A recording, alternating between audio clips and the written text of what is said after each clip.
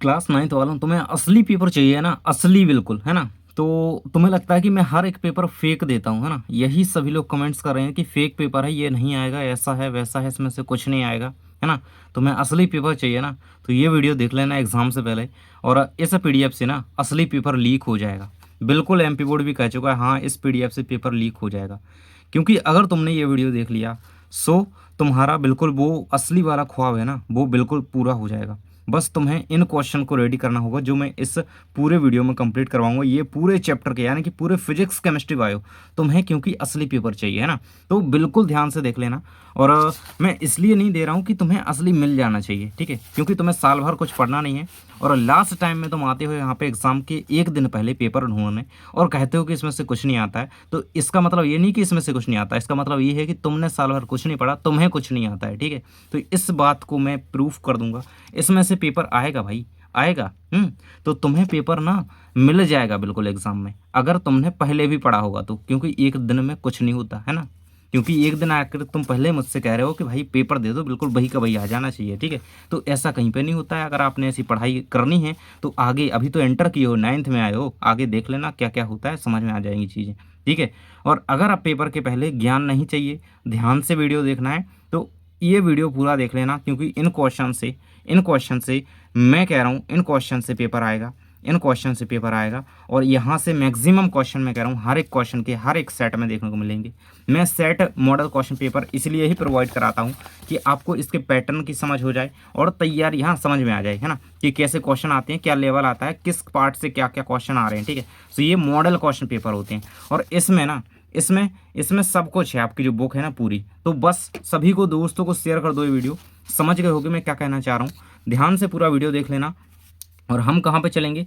हम चलेंगे अपनी स्क्रीन पर, जहाँ पे हम सब कुछ, बिल्कुल सब कुछ देखेंगे। सब कुछ क्या बोले तो अपनी साइंस का पूरा कच्चा चिट्ठा, ठीक है? तो सब कुछ बिल्कुल से शेयर कर दो सभी को, और ध्यान से देख लेना। थोड़ा सीरियस हो गए क्योंकि अब लास्ट एग्जाम है, अब यहाँ पे आपको कुछ थोड़ी चीज़ें तो ध्यान देनी पड़ेंगी। तो बिल्कुल से देख लेना और दोस्त को शेयर कर दो। चलो हम स्क्रीन पर चलते हैं।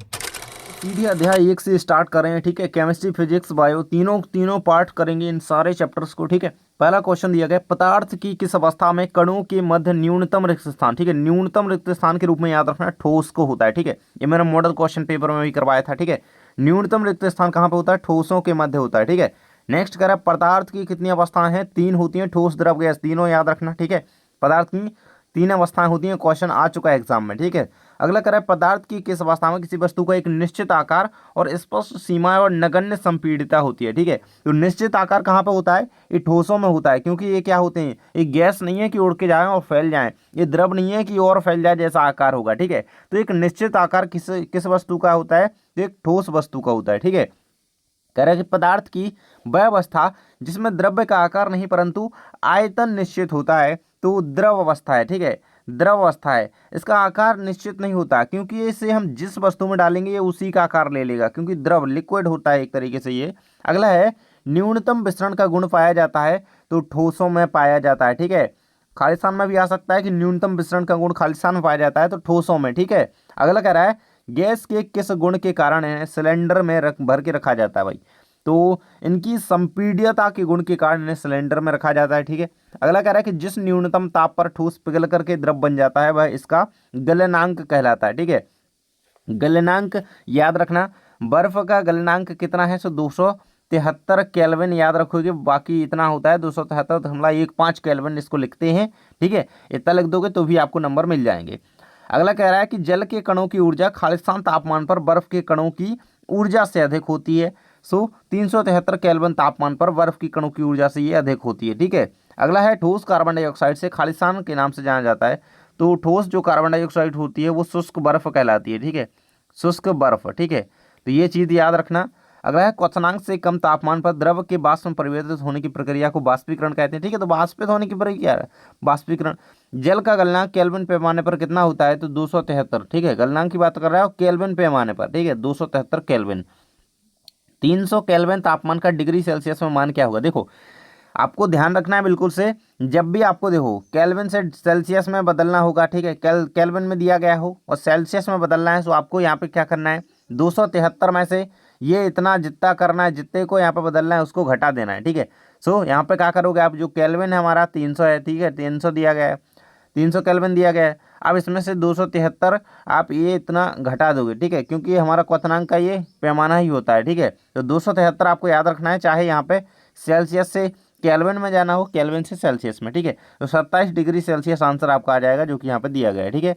जल का क्वथनांक कितना होता है, याद रखना 100 डिग्री सेल्सियस, 100 डिग्री सेल्सियस जल का क्वथनांक होता है। आगे बढ़ते हैं, दाब का ऐसा मात्रक पास्कल है, तापमान का केल्विन है, ठीक है। और बाष्पीकरण की गुप्त ऊष्मा से आप क्या समझते हैं, तो बाष्पीकरण की गुप्त ऊष्मा ताप की वह मात्रा है जो 1 किलोग्राम द्रव को वायुमंडलीय दाब और द्रव के क्वथनांक पर गैसीय अवस्था में परिवर्तन के लिए आवश्यक होती है, ठीक है। तो ये ज़्यादा इंपॉर्टेंट नहीं है, लेकिन फिर भी पढ़ लेना। अगला है संगलन की गुप्त ऊष्मा क्या कहलाती है, तो ये गुप्त ऊष्मा ऊर्जा की वह मात्रा है जो 1 किलोग्राम ठोस को वायुमंडलीय दाब पर ठोस को उसके संगलन बिंदु पर द्रव अवस्था में परिवर्तन के लिए आवश्यक होती है। अगला क्वेश्चन दिया गया है, बाष्पीकरण से क्या आशा है, ये बहुत ज़्यादा इंपॉर्टेंट है, ये दोनों क्वेश्चन, ठीक है, ये तीनों, लास्ट वाला भी ये गलनांक, ठीक है, ये तीनों बिल्कुल से क्वेश्चन बिल्कुल से आपको करके जाना है, ठीक है। बाष्पीकरण, ऊर्ध्वपातन और गलनांक, ठीक है। बाष्पीकरण क्या है, किसी द्रव का उसके क्वथनांक से नीचे तापमान पर स्वतः ही वाष्प में बदलने की घटना बाष्पन यानी बाष्पीकरण कहलाती है। और ऊर्ध्वपातन क्या होता है, किसी हम ठोस को, कोई ठोस वस्तु है, पदार्थ है, उसको गर्म कर रहे हैं तो वो द्रव में अवस्था में ना बदले, सीधे गैस अवस्था में, ठीक है, सीधी गैस में उड़ जाए। जैसे कि कपूर हो गया, कपूर को हम जलाते हैं तो वो पहले पानी वानी नहीं बनता उसका, सीधा वो हवा में उड़ जाता है, ठीक है। तो ये होते हैं इसके कुछ उदाहरण ऊर्ध्वपातन के। गलनांक है वह स्तर ताप जिस पर गर्म करने से ठोस पदार्थ द्रव अवस्था में परिवर्तन, ठीक है। यहाँ पे क्या हो रहा है, द्रव में नहीं हो रहा है ऊर्ध्वपातन में। गलनांक में ठोस को जलाने पर, गर्म करने पर भाई क्या हो रहा है, द्रव अवस्था में परिवर्तित होता है, इसे ठोस का गलनांक कहते हैं, ठीक है, गल जाता है वो। अगला है, निम्नलिखित तापमानों पर जल की भौतिक अवस्था क्या है, तो 25 डिग्री सेल्सियस पर जल द्रव अवस्था में होगा, 0 डिग्री सेल्सियस पर जल एक तरीके से बर्फ बना होगा जो कि ठोस अवस्था में होगा, ठीक है। और 100 डिग्री सेल्सियस पर जल क्या हो जाएगा, जल बिल्कुल उबल जाएगा, उड़ने लगेगा, ठीक है, तो गैस अवस्था में होगा, यानी कि बाष्पीकृत अवस्था में होगा। आगे बढ़ते हैं, एलपीजी और सीएनजी का पूरा नाम देखो, अलग अलग से आते हैं, ऐसा नहीं आएगा दोनों को एक साथ पूछ लिया जाए। कहेगा एलपीजी का फुल फॉर्म खालिस्तान होता है, तो लिक्विफाइड पेट्रोलियम गैस होता है, ठीक है, यानी कि द्रवीकृत पेट्रोलियम गैस ये होती है। संपीड़ित पेट्रोलियम प्राकृतिक गैस जो कि सीएनजी कहलाती है। कंप्रेस्ड नेचुरल गैस, ठीक है। अगला है, गर्मियों में मटके का जल ठंडा क्यों होता है, और गर्मियों में हमें सूती कपड़े क्यों पहनने चाहिए, ये दोनों क्वेश्चन में से एक क्वेश्चन आएगा, ठीक है, हर एक सेट के लिए। देखो, गर्मियों में मटके का जल ठंडा इसलिए होता है क्योंकि मटके की दीवारें क्या होती हैं, छोटे छोटे उसमें छेद होते हैं, जो मटके की दीवार जल से बाष्पीकरण होता रहता है इन दीवारों से। परिणाम स्वरूप जल का तापमान गिर जाता है, क्योंकि देखो उन उन जो छेद होते हैं मटके में छोटे छोटे, उनसे क्या होती है, ऊष्मा निकल जाती है, ठीक है। तो ऊष्मा का आदान प्रदान होता रहता है, जिससे जल का पानी, मटके का पानी ठंडा रहता है गर्मियों में। अगला है, गर्मियों में हमें सूती कपड़े क्यों पहनने चाहिए, तो हमें अधिक पसीना आता है इसके कारण पहनने चाहिए, और सूती कपड़े होते हैं जल का अवशोषण करते हैं, ठीक है, जिससे पसीने को सोख लेते हैं, और ये ऊष्मा को भी कम अवशोषित करते हैं, यानी कि धूप भी हमें इससे कम लगेगी। अगला है, ठोसों के सामान्य गुण लिखिए, तो बिल्कुल से ये ठोसों के सामान्य गुण कर लेना। इनके कणों के मध्य रिक्त स्थान न्यूनतम होता है, और इसके कणों की गतिज ऊर्जा न्यूनतम होती है, ठीक है। और इनके मध्य आकर्षण बल क्या होगा, ये अधिकतम होगा, आकर्षण बल ज़्यादा होगा, लेकिन जो रिक्त स्थान और गतिज ऊर्जा की बात करें और गति की, तो ये कम होगी, ठीक है। इनका आयतन एवं आकार स्थिर रहता है, और नगण्य संपीड़िता होती है इनमें, अतः ये दृढ़ होते हैं, ठीक है। अगला कह रहा है कि पदार्थ की विभिन्न अवस्थाओं के गुणों में अंतर को सारणीबद्ध कीजिए, तो आयतन व आकार, संपीड्यता और गलनांक व क्वथनांक, ठीक है। तो इन अवस्थाओं को ध्यान रखेंगे किस किस प्रकार से क्या होता है, ठीक है। अगला, और बहाव दिया गया है, ठीक है। नेक्स्ट है, बाष्पीकरण की दर को प्रभावित करने वाले कारक। सो आपको याद रखना है, सतह का क्षेत्रफल हो गया, और वायु की गति, आर्द्रता की मात्रा और तापमान, ठीक है। तो आपको केवल इतना ही याद रखना है, बाकी अभी आप अपने हिसाब से आपको एग्जाम में लिखना होगा, ठीक है। आर्द्रता की मात्रा, तापमान, ठीक है, तो ये याद रखो। और आगे बढ़ते हैं, ये दिया गया है, निम्नलिखित तापमानों को केल्विन इकाई में, ठीक है, इनमें से क्वेश्चन आ रहा है, ये क्वेश्चन छप गया है एग्जाम में, ठीक है। देखो, आपको मैंने बता दिया कि 273 आपको याद रखना है, ठीक है, चाहे आपको केल्विन से सेल्सियस में बदलना हो, सेल्सियस से केल्विन में बदलना हो, ठीक है। देखो, 27 डिग्री सेल्सियस दिया गया, इसको केल्विन में बदलना है, ठीक है। सो हमें क्या करना है, तो 27 डिग्री को बदलना है। सो 273 कहा ना मैंने, याद रखने को, 27 में 273 जोड़ देंगे, सो अपना 300 केल्विन आंसर आ जाएगा, ठीक है। अब 373 को बदलना है केल्विन में, सो इसमें भी 273 जोड़ देंगे। देखो ऐसा किया गया है, ठीक है। अब 100 को बदलना है तो 100 में हम क्या करेंगे, 100 में भी हम यहाँ पे क्या करेंगे, 273 को जोड़ देंगे, ठीक है। सो 100 में 273 को जोड़ देंगे तो 373 आ जाएगा, ठीक है। और अगला आपको 127 वाला दिया गया है जो कि यहाँ पर मिसिंग है लेकिन यहाँ पर दिया गया है। सो इसी में वही काम करना है, 273 को जोड़ देना है, 400 आ जाएगा। इसमें अब 0 डिग्री सेल्सियस का दिया गया है तो कुछ नहीं करना, वही 273 में जोड़ देना है। सो 273 रहेगा केल्विन में, ठीक है। आगे बढ़ते हैं, यहाँ पे सेल्सियस में बदलना है, ठीक है। तापमानों को सेल्सियस का भी बदलना है तो वही चीज़ करनी है बस। उसमें हम क्या कर रहे थे, उसमें हम 273 में जोड़ रहे थे। अब इसमें क्या करेंगे, 273 से ये ज़्यादा वाले दिए गए हैं आंकड़े, सो 300 में से 273 घटा देना है हमें, ठीक है। तो 27 डिग्री सेल्सियस अपन का सेल्सियस में आंसर आ जाएगा, ठीक है। यहाँ पर घटाया ना हमने। अब 573 केल्विन है, सो 273 में से 573 हम हटा देंगे, सो अपना निकल करके आ जाएगा इसका आंसर 300 डिग्री सेल्सियस, ठीक है। इतना देखो आंसर। आगे बढ़ते हैं, अगला चैप्टर आ जाता है, क्या हमारे आसपास के पदार्थ शुद्ध हैं। पहला क्वेश्चन है, दो या दो से अधिक पदार्थों का समांगी मिश्रण क्या कहलाता है, उसे विलयन कहते हैं। ये आंसर याद रखो, विलयन। ये आ चुका है क्वेश्चन, ठीक है। अगला कह रहा है, टिंचर आयोडीन के विलयन में विलय होता है तो वो आयोडीन होता है, उसका नाम है आयोडीन, तो ठीक है आयोडीन। अगला दिया गया है, सोडा का जल विलयन में विलय होता है तो CO2। अगला, वायु एक विलयन है तो गैसों का गैस में, ठीक है। वायु में बहुत सारी गैसें हैं, हवा में, तो गैस का गैस में एक मिश्रण है। विलयन एक समांगी मिश्रण है, ठीक है। विलयन एक समांगी मिश्रण होता है, ये याद रखना। बर्फ, जल तथा जलवाष्प के खालिस्तान गुण समान होते हैं तो इनके जो रासायनिक गुण होते हैं वो समान होते हैं। ये अगला क्वेश्चन है, एक ही प्रकार के कणों से बनने वाले पदार्थ खालिस्तान पदार्थ कहलाते हैं। तो जो एक ही पदार्थ से मिलकर के बने हों वो शुद्ध होते हैं क्योंकि उनमें मिलावट नहीं है, शुद्ध पदार्थ कहलाते हैं। अगला है, विलयन की इकाई आयतन में उपस्थित विलय की मात्रा विलयन की सांद्रता कहलाती है, ठीक है। तो सांद्रता कहलाती है। एक ही प्रकार के परमाणुओं से बने पदार्थ तत्व कहलाते हैं, ठीक है। एक ही प्रकार के, ठीक है। और अलग अलग प्रकार के, ठीक है, दो या दो से अधिक तो वो यौगिक कहलाएंगे, ठीक है। इसमें अंतर भी याद रखना है। अगला कह रहा है कि दूध एक खालिस्तान विलयन है तो दूध एक कोलॉइडी विलयन का उदाहरण है, ठीक है। आ चुका है क्वेश्चन एग्जाम में। अगला है, फोम, रबर और स्पंज में परिक्षेपण माध्यम क्या होता है, तो ठोस होता है इसमें, ठीक है। अगला दिया गया है कि मिल्क ऑफ मैग्नीशिया, ये क्वेश्चन बहुत इंपॉर्टेंट है। मिल्क ऑफ मैग्नीशिया में परिक्षेपण माध्यम क्या होता है, इसमें द्रव होता है, ठीक है। मिल्क से ध्यान रखना, मिल्क कैसा होता है, द्रव माध्यम में। सो मिल्क ऑफ मैग्नीशिया में परिक्षेपण माध्यम द्रव याद रखोगे। अगला कह रहा है, कोलॉइडी जो है वो टिंडल प्रभाव विलयन प्रदर्शित करता है, ठीक है। तो टिंडल प्रभाव कोलॉइडी विलयन को प्रदर्शित करता है, ठीक है। कौन सी धातु है कि जो कमरे के तापमान पर द्रव होती है, तो पारा यानी कि मरकरी इसको बोलते हैं, ठीक है। मरकरी भी बोलते हैं इसको, और Hg इसको प्रदर्शित करने के लिए लिखते हैं। अगला है कि विलयन की सांद्रता उसकी इकाई आयतन या विलायक के कई द्रव्यमानों में उपस्थित विलय की मात्रा है तो ये सत्य हो जाएगा। कोलॉइडी एक समांगी मिश्रण है, गलत हो जाएगा। अगला दिया है, किसी भी स्रोत से प्राप्त होने वाली किसी एक पदार्थ के अभिलाक्षणिक गुण असमान होंगे तो ये असत्य हो जाएगा, ठीक है। तो अभिलाक्षणिक नहीं होंगे। मिश्रण का निश्चित गलनांक होता है, ये भी गलत हो जाएगा। निलंबन के कण फिल्टर पेपर से नहीं निकलते हैं तो ये सही है।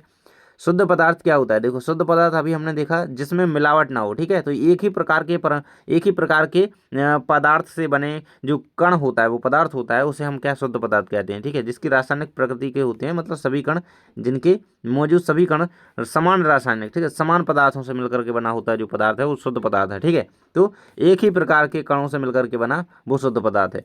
संतृप्त विलयन क्या है, तो कोई आयतन है, उसका निश्चित आयतन के विलायक में अधिक विलय ना घोला जा सके उसे संतृप्त आयतन विलयन कहते हैं। अब देखते हैं विलयन क्या है, तत्व क्या है, यौगिक क्या है, ठीक है। सो विलयन दिया गया है, विलयन दो या दो से अधिक पदार्थों का समांगी मिश्रण होता है, जैसे नींबू हो गया, जल, ठीक है, नींबू जल मिला दिया हमने, सोडा जल मिला दिया, ठीक है, और कोई भी दो पदार्थ मिला दिए उनका समांगी मिश्रण ही विलयन कहलाता है। तत्व किसे कहते हैं, एक ही प्रकार के परमाणु से मिलकर के बने पदार्थ तत्व कहलाते हैं, जैसे सोना, चांदी, तांबा, लोहा, ठीक है। तो जैसे धातुएं, मतलब धातुएं सारी सारी ऐसी उदाहरण हो सकते हैं तत्व के, ठीक है।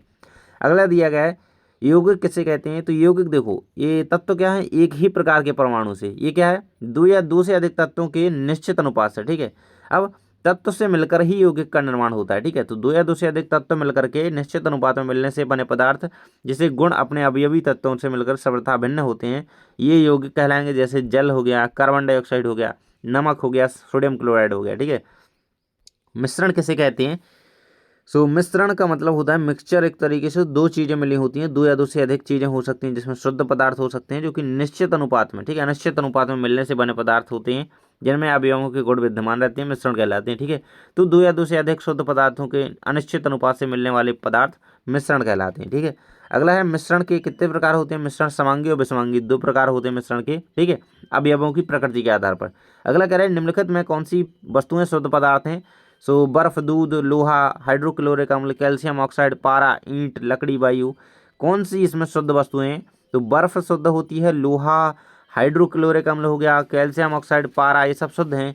जबकि दूध हो गया, ठीक है, दूध ये शुद्ध नहीं होता है, ईंट शुद्ध नहीं होती है। ठीक है, और वायु भी शुद्ध नहीं होती है क्योंकि इसमें बहुत सारी चीजें होती है, लकड़ी भी शुद्ध नहीं होती है। ठीक है, अगला दिया गया है निम्नलिखित में से प्रत्येक को समांगी एवं विसमांगी मिश्रण में वर्गीकृत कीजिए। सोडा जल हो गया, लकड़ी हो गई, वायु हो गया, मिट्टी, सिरका, छनी हुई चाय। ठीक है, तो समांगी मिश्रण क्या है, जिसमें दो पदार्थ मिलकर के एक मिश्रण बनाते हैं, समांगी मिश्रण हो जाता है। तो सोडा और जल हो गया जो कि एक विलयन है समांगी मिश्रण का। ठीक है, वायु भी, इसमें भी पदार्थ होते हैं, कई सारी हवाएं होती हैं। ठीक है, और ये सिरका हो गया, ठीक है, ये भी मिलावटी होता है। छनी हुई चाय, इसमें भी कई सारे मिश्रण होते हैं, तो ये समांगी मिश्रण। बाकी विसमांगी मिश्रण होता है लकड़ी और मिट्टी, इसके अकॉर्डिंग। अगला दिया गया है मिश्रण और यौगिक में अंतर। तो मिश्रण अभी हमने देखा, दो या दो से अधिक शुद्ध पदार्थों के द्वारा बना रासायनिक क्रिया के निर्मित पदार्थ मिश्रण होता है। ठीक है, तो दो या दो से अधिक शुद्ध पदार्थों के बिना रासायनिक क्रिया के निर्मित पदार्थ जो बन गया वो मिश्रण है। और यौगिक दिया गया है, ये दो या दो से अधिक तत्वों की रासायनिक क्रिया के फलस्वरूप निर्मित पदार्थ होता है। ठीक है, तो ये यौगिक कहलाता है।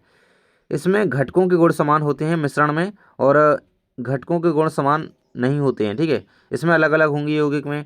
बाकी इसी प्रकार से अंतर आपको रेडी करना है। अगला है कोलॉइड और निलंबन को परिभाषित कीजिए। तो कोलॉइड क्या होता है, कोलॉइड अलग से भी आ सकता है, निलंबन अलग से आ सकता है कि निलंबन क्या है, निलंबन को लिखिए। ठीक है, कह रहा है जब किसी विलयन में विलेय के कण निलंबन की अपेक्षा इतने छोटे होते हैं कि साधारण आंखों से दिखाई नहीं देते, लेकिन ये प्रकाश की किरणों को आसानी से फैला सकते हैं, तो ये क्या कहलाते हैं, कोलॉइड विलयन कहलाता है। इसे ही कोलॉइड कहते हैं। जैसे दूध, मक्खन, पनीर, जेली, धुआं वगैरह, ये क्या हो गए, ये कोलॉइड विलयन के उदाहरण है। निलंबन क्या है, यह एक विसमांगी मिश्रण है। ठीक है, तो ये चीज़ याद रखना है इन दोनों में। ठीक है, विसमांगी और समांगी। ठीक है, ये यहाँ पर दिया गया है। निलंबन किस प्रकार का विलयन है, उदाहरण में ऑप्शन में बन जाएगा। तो ये विसमांगी मिश्रण है।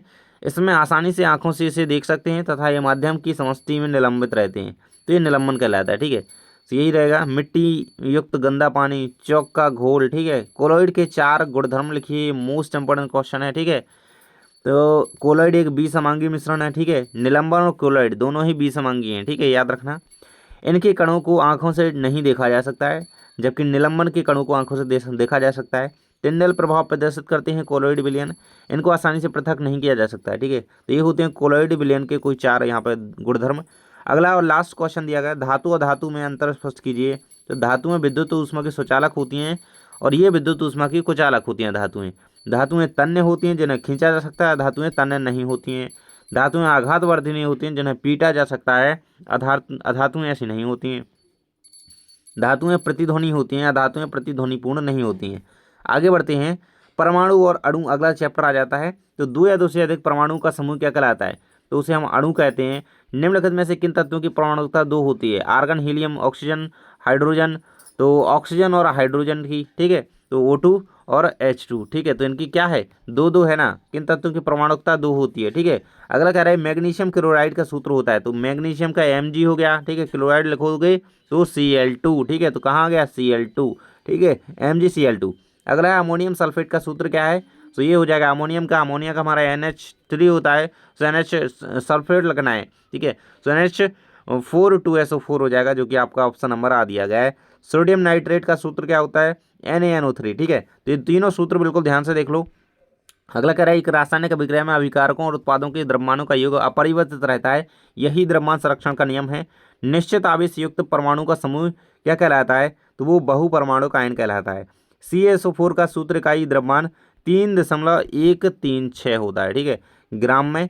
अगला है सोडियम कार्बोनेट का सूत्र क्या है, तो आंसर आपका दिया गया है यहाँ पे NO2। ठीक है, 4NO2CO3, और या फिर इस तरीके से आप इसको लिख सकते हो। ठीक है, अमोनियम सल्फेट दोनों का दिया गया है। ठीक है, अगला है तत्व के सूक्ष्मतम कण। ठीक है, इसको आपको नहीं पढ़ना है। अगला कह रहा है द्रव्यमान संरक्षण के नियम के अनुसार। ठीक है, तो ना तो उत्पन्न किया जा सकता है, ना ही नष्ट किया जा सकता है, ये सही है, बिल्कुल सही। इसको याद रखना। ठीक है, इसको याद रखना, ये द्रव्यमान संरक्षण का नियम है। पोटेशियम का प्रतीक K होता है, तो ये बिल्कुल सही है। ठीक है, और कैल्शियम का परमाणु द्रव्यमान 40 होता है, ये भी सही है। एल्यूमिनियम द्विपरमाणुक होता है, तो ये गलत हो जाएगा। संयोजकता किसे कहते हैं? किसी तत्व की संयोजन क्षमता उस तत्व की संयोजकता कहलाती है। आवेश युक्त कणों को आयन कहा जाता है, ठीक है, तो आयन याद रखना, आयन किसे कहते हैं? आवेश युक्त जो कण होंगे उन्हें आयन कहेंगे। परमाणु का वह पुंज जो आयन की तरह व्यवहार करता है उसे हम बहुपरमाणु का आयन कहते हैं। किसी यौगिक के किसी संघटक परमाणु के द्रव्यमान का योग क्या कहलाता है? आणविक द्रव्यमान कहलाता है, ठीक है। सभी लोग लाइक कर दें, सभी लोग लाइक कर दें, अपने दोस्त को शेयर कर दें।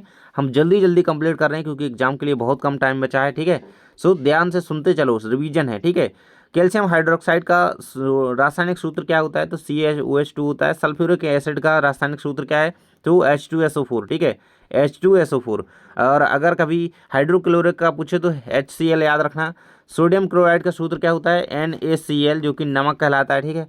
अगला दिया गया, परमाणु से क्या समझते हो? तो किसी तत्व का वह सूक्ष्मतम कण जिसमें तत्व के सभी गुण विद्यमान होते हैं। वह तत्व जो किसी रचनात्मक है ना, बस वह तत्व जो वह तत्व तथा जो तत्व की रचनात्मक इकाई होती है वो परमाणु है, ठीक है। तो इतना याद रखना है कि सूक्ष्मतम कण है एक परमाणु, ठीक है, जिसमें तत्व के सभी गुण विद्यमान रहते हैं, ठीक है। अणु क्या है? तो तत्व या यौगिक का वह सूक्ष्मतम कण जो स्वतंत्र रूप से अस्तित्व में रह सकता है, ठीक है। परमाणु अस्तित्व में इस तरीके से स्वतंत्र नहीं रह सकता है, वो यहाँ पर मिलावटी होगा, ठीक है, सभी गुण इसमें होंगे। अगला क्वेश्चन आ जाता है कि परमाणु द्रव्यमान को परिभाषित कीजिए। सो परमाणु द्रव्यमान क्या है? किसी तत्व का एक परमाणु, जैसे कार्बन 12 हो गया, इसके एक परमाणु की 1/12वें भाग के जितना भारी गुना होता है, उस संख्या का तत्व उस तत्व का परमाणु द्रव्यमान कहलाता है, ठीक है। तो एक तरीके से उस तत्व का द्रव्यमान जो है, ठीक है, वो 1/12वां भाग होता है। अब इस कार्बन की बात करें तो 1/12वां भाग है उसका, ठीक है। तो इसी प्रकार से परमाणु का जो द्रव्यमान होता है वो यहाँ पे उसकी संख्या के अकॉर्डिंग उसका भार होता है। सो वो उसकी परमाणु भार कहलाता है, द्रव्यमान कहलाता है। IUPAC का फुल फॉर्म लिखना है आपको। सो IUPAC का फुल फॉर्म है international union of pure and applied chemistry, इतना याद रखोगे, ठीक है। ऑब्जेक्टिव में क्वेश्चन आ सकता है। आगे देखते हैं कि रासायनिक सूत्र का क्या तात्पर्य है। तो रासायनिक सूत्र क्या होता है? जिसमें हम क्या करते हैं, अभी अभी तत्वों को संकेतों द्वारा व्यक्त करते हैं। जैसे हमने देखो, जैसे हमने कार्बन डाइऑक्साइड लिखा, ठीक है, कार्बन डाइऑक्साइड लिखा पूरा का पूरा, सो हम CO2 से दर्शित करते हैं, ठीक है। जैसे हमने जल लिखा तो हम जल को H2O इस तरीके से प्रदर्शित करते हैं। तो ये इसका क्या रासायनिक सूत्र है? तो हम अवयवों को संकेतों के द्वारा, तो ये संकेत बना दिया, ठीक है। इसी प्रकार कैल्शियम हाइड्रोक्साइड का दिया गया CaH2, ठीक है। अगला है डाल्टन के परमाणु सिद्धांत की विशेषताएं लिखिए। तो परमाणु किसी तत्व या सूक्ष्म तथा अविभाज्य कण होता है, एक प्रकार से परमाणु, ठीक है। एक तत्व के सभी परमाणु रंग रूप भौतिक रासायनिक विक्रियाओं गुण समान होते हैं, ठीक है। तो मतलब एक ही तत्व का अगर परमाणु होता है उसका सब कुछ समान होगा, जो कि रंग समान होगा, रूप होगा, भौतिक अवस्था, रासायनिक गुण समान होंगे, ठीक है। और परमाणु जो होते हैं एक दूसरे से भिन्न तत्व होते हैं, ठीक है। और दो या दो से अधिक तत्वों के परमाणु एक निश्चित अनुपात में संयुक्त होकर के संयुक्त परमाणु बनाते हैं, जिसे अणु कहा जाता है, ठीक है। स्तर अनुपात का नियम लिखिए, ठीक है। तो ये क्वेश्चन आ सकता है, स्तर अनुपात का नियम ये दिया गया है, कह रहा है इस नियम के अनुसार किसी भी कोई शुद्ध रासायनिक यौगिक जिन तत्वों से मिलकर बना होता है उन तत्वों के द्रव्यमान का अनुपात सदैव समान होता है, यानी कि स्थिर होता है, फिर चाहे वह यौगिक किसी भी स्थान से प्राप्त किया गया हो अथवा निर्माण किसी भी पद्धति द्वारा किया गया हो, है ना। तो अगर वो एक ही प्रकार के परमाणु से मिलकर के बना है तो उन तत्वों का द्रव्यमान क्या है, अनुपात सदैव समान होगा, ठीक है। यही स्थिर अनुपात का नियम है। द्रव्यमान संरक्षण का नियम क्या है? तो द्रव्यमान का सृजन या विनाश संभव नहीं है। किसी भी रासायनिक अभिक्रिया के दौरान पदार्थों के द्रव्यमान का जोड़ उस अभिक्रिया के उत्पादों के द्रव्यमानों के जोड़ के बराबर होगा, यही द्रव्यमान संरक्षण का नियम है। अगला है सूत्र लिखने हैं, मैग्नीशियम क्लोराइड का MgCl2 हो जाएगा। कैल्शियम क्लोराइड का, कैल्शियम का हमारा Ca हो जाएगा और क्लोराइड हमारा Cl2 हो जाएगा, ठीक है। कॉपर नाइट्रेट आपका कॉपर Cu, नाइट्रेट NO3 हो जाएगा। एल्यूमिनियम क्लोराइड AlCl3, ठीक है। और कैल्शियम कार्बोनेट CaCO3 हो जाएगा, ठीक है। तो इनमें से सूत्र आपके एग्जाम में आ रहा है, तो ये ध्यान से देख लो। अगला कह रहा है लास्ट वाला, ये सूत्र ही इसमें, ठीक है, सूत्र दिए गए हैं, इसमें आपको नाम लिखने हैं, ठीक है। तो पहला दिया गया Al2SO4, तो Al हमारा हो गया एल्यूमिनियम सल्फेट हो जाएगा, SO4 सल्फेट हो जाएगा, ठीक है। CaCl2 कैल्शियम क्लोराइड होता है, ठीक है। K2 K से समझ गए पोटेशियम है, पोटेशियम सल्फेट है SO4, ठीक है। KNO3 है, ठीक है। K से हमारा क्या हो गया, पोटेशियम होगा, नाइट्रेट हो जाएगा ये। CaCO3 कैल्शियम कार्बोनेट, ठीक है। इनको याद रखना, सूत्र और इनके यौगिकों के नाम। आगे बढ़ते हैं, अगला चैप्टर है आपका परमाणु की संरचना। एक तत्व के समस्थानक क्या होते हैं? तो न्यूट्रॉनों की संख्या अलग अलग होती है, ठीक है। एक तत्व के जो समस्थानक होंगे तो उनमें न्यूट्रॉन्स की संख्या अलग अलग होगी, ठीक है। जो Cl- आपको दिया गया, इसमें आयन की संयोजकता इलेक्ट्रॉनों की संख्या होगी 8 होगी, ठीक है। नेक्स्ट है सोडियम का इलेक्ट्रॉन विन्यास क्या होगा, 2 8 1 होगा, ठीक है। इसका संख्या होती है 11 है। अगला कह रहा है रदरफोर्ड का अल्फा कण विकिरण प्रयोग किसकी खोज के लिए उत्तरदायी था? परमाणु केंद्र की खोज के लिए। सबसे पहले किस कण की खोज की गई? इलेक्ट्रॉन की खोज की गई। अगला है किस वैज्ञानिक ने सर्वप्रथम परमाणु मॉडल प्रस्तुत किया? तो जे टॉमसन, ठीक है, सर जे थॉमसन ने। और किस कण की खोज की गई? सबसे पहले इलेक्ट्रॉन की खोज की गई, ठीक है। अगला है एक ही तत्व के परमाणु जिनकी संख्याएं द्रव्यमान संख्या भिन्न भिन्न होती है समस्थानिक कहलाती हैं। और संभारक क्या है? तो वे परमाणु जिनकी द्रव्यमान संख्या समान लेकिन परमाणु संख्या भिन्न भिन्न हो, ठीक है, तो वो संभारक हैं। अल्फा कण खालिस्तान आवेशित होते हैं, धन आवेशित होते हैं, ठीक है, अल्फा कण धन आवेशित होते हैं। न्यूट्रॉन की खोज चैडविक ने करी थी, ठीक है। परमाणु के नाभिक में उदासीन कण न्यूट्रॉन होता है, ठीक है, जिसकी खोज चैडविक ने की थी। इलेक्ट्रॉन का द्रव्यमान हाइड्रोजन द्रव्यमान का 1/2000वां भाग होता है, ठीक है, इसके गुना होता है। थॉमसन ने न्यूट्रॉन की खोज करी थी, गलत हो जाए क्योंकि ये चैडविक ने की थी। एल्यूमिनियम में प्रोटॉन की संख्या 13 होती है, बिल्कुल सही हो जाएगा। और हाइड्रोजन की संयोजकता 2 होती है, ये भी गलत हो जाएगा। और कैथोड किरणों की खोज किसने करी थी? ये गोल्डस्टीन ने की थी, ठीक है, गोल्डस्टीन ने की थी। परमाणु के नाभिक की खोज किसने की थी? रदरफोर्ड ने की थी। कैनाल किरणें क्या है? तो ई गोल्डस्टीन एक वैज्ञानिक थे जिन्होंने 1886 में एक नई विकिरण की खोज की, जिससे उन्होंने कैनाल रे का नाम दिया। और कैनाल धनावेशित किरणें विकिरण थी, ठीक है, तो कैनाल किरणों की खोज किसने? गोल्डस्टीन ने करी थी 1886 में, ठीक है। अगला है यदि किसी तत्व के परमाणु की इलेक्ट्रॉन की संख्या 8 है तो प्रोटॉन की संख्या 8 है, तब परमाणु की संख्या क्या होगी? तो परमाणु संख्या भी 8 होगी, क्योंकि ये बराबर होती है, इलेक्ट्रॉनों की संख्या 8 होगी और इलेक्ट्रॉन प्रोटॉन बराबर है तो परमाणु संख्या भी उसमें 8 ही होगी, ठीक है। अगला क्वेश्चन अगले चैप्टर से आ जाता है। अब हम बायोलॉजी में आ चुके हैं, ठीक है। अध्याय 5 है जीवन की मौलिक इकाई, ठीक है, जो कि आपकी कोशिका। इससे जो जो क्वेश्चन आपको करने हैं, चलिए वो देख लेते हैं। पहला कह रहा है कोशिका की खोज किस वैज्ञानिक ने की? रॉबर्ट हुक, सभी को याद है। अगला कह रहा है कि कोशिका में आत्महत्या की थैली यानी कि सुसाइड बैग के नाम से जाना जाता है लाइसोसोम को, बिल्कुल याद रखो, आ रहा है एग्जाम में। सूक्ष्म जीवों को देखने के लिए हम किसका? तो सूक्ष्म जीव को देखने के लिए सूक्ष्मदर्शी, लेंस मत लगाना, ना दूरबीन लगाना, ना दर्पण लगाना, ठीक है, तो सूक्ष्मदर्शी। उसमें क्या है आंसर में? सूक्ष्म है तो सूक्ष्म, ठीक है। अगला है कोशिका झिल्ली बनी होती है, तो कोशिका झिल्ली लिपिड और प्रोटीन यानी लिपोप्रोटीन की बनी होती है। यदि किसी कोशिका को अति पराशरीय विलयन में रखा जाए तो इसमें क्या होगा परिवर्तन? तो वो सिकुड़ जाएगी एक तरीके, ठीक है, अति पराशरीय विलयन में कोशिका रखने पर सिकुड़ जाती है। मानव शरीर में पाई जाने वाली कोशिकाएं कौन सी हैं? प्रोकैरियोटिक कोशिका, यूकैरियोटिक कोशिका, पादप कोशिका, उपरोक्त सभी। तो प्रोकैरियोटिक नहीं पाई जाती मानव में, ना पादप पाई जाती है, ये प्लांट में पाई जाती है, ये कोशिका जीवों में पाई जाती है, ठीक है। मानव शरीर में केवल यूकैरियोटिक सेल पाई जाती है, जो कि ये बी नंबर ऑप्शन सही हो जाएगा। अगला पादप की कोशिका भित्ति बनी होती है, तो सेल्यूलोज की बनी होती है। ये कोशिका से दो या अधिक कोशिकाओं का बनना क्या कराता है? कोशिका विभाजन, ठीक है, तो दो अधिक कोशिका बन जाना, कोशिका विभाजन, बंट जाना उनका। रिक्तिकाएं पाई जाती हैं, तो ये पादप कोशिका में पाई जाती हैं, प्लांट सेल में रिक्तिकाएं पाई जाती हैं। जंतु के शरीर की रचनात्मक और क्रियात्मक इकाई क्या होती है? तो कोशिका होती है, ठीक है, रचनात्मक नाम ही है चैप्टर का, ठीक है। और अगला कह रहा है जीवन की मूल इकाई क्या है? तो वो कोशिका है, सेल है। कोशिका की खोज रॉबर्ट हुक ने करी। पादप कोशिका की भित्ति सेल्यूलोज की बनी होती है। अगला दिया है कोशिका में होने वाली जैविक क्रियाओं का नियंत्रण केंद्रक के द्वारा होता है। कोशिका का पावर हाउस माइटोकॉन्ड्रिया कहलाता है। और मानव शरीर की सबसे बड़ी कोशिका है तंत्रिका कोशिका, ठीक है, याद रखना, मानव शरीर की सबसे बड़ी कोशिका है तंत्रिका कोशिका। गुणसूत्र मुख्यतः डीएनए और प्रोटीन के बने होते हैं, किसके? डीएनए, जिसका नाम है deoxyribo nucleic acid full form, ठीक है। और नारियल का रेशा किस ऊतक का बना होता है? तो ये स्क्लेराइन कायमा ऊतक का बना होता है, जिसे हम दृढ़ ऊतक कहते हैं हिंदी में, ठीक है, स्क्लेराइन कायमा। अगला है कोशिकांग, जिसे आत्महत्या की थैली कहते हैं। देखो आत्महत्या की थैली सभी को पता है, लाइसोसोम कहलाता है। जीवों का हृदय किस ऊतक का बना होता है? तो पेशीय ऊतक का, ठीक है, पेशीय ऊतक। कुछ सही जोड़ियां दी गई हैं जो कि सामने ही आंसर दिए गए हैं। जाइलम जल का संबंध करता है, फ्लोएम भोज्य पदार्थों का करता है, माइटोकॉन्ड्रिया पावर हाउस कहलाता है, बिजली घर कहलाता है, राइबोसोम प्रोटीन संश्लेषण करने का काम करता है, लाइसोसोम आत्महत्या की थैली कहलाता है, गोल्जी बॉडी अंदर संगठन का काम करता है, और क्लोरोप्लास्ट प्रकाश संश्लेषण की क्रिया में भाग लेने का काम करता है, और इसमें सहायक भी होता है, ठीक है। सो आगे बढ़ते हैं कोशिका को जीवन की संरचनात्मक क्रियात्मक इकाई क्यों कहती है, ठीक है। तो ये क्या करती है? सभी सजीव जीव हैं जितने भी, इनका शरीर कोशिकाओं से बना होता है तथा जीवन की सभी जैविक क्रियाएं कोशिका के भीतर होती हैं, ठीक है। तो ये इसी कारण ही इसे जीवन की संरचनात्मक क्रियात्मक इकाई कहती हैं, क्योंकि ये क्या होती है? ये कोशिका ये सारी क्रियाएं निर्धारित करती है, इसी में सारी क्रियाएं होती हैं, ठीक है।